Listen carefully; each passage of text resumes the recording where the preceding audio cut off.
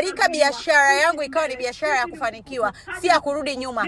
Biashara yangu haitapooza, wateja watamiminika, simu zitaongezeka, wateja wapya watakuja, wa zamani watarudi katika jina la Yesu. Na kualika mahali hapa Bwana, na kualika eneo hili Mungu, eneo hili likabarikiwe. Hata anayepita njia atakapoingia kwenye duka langu hata toka kama alivyoingia.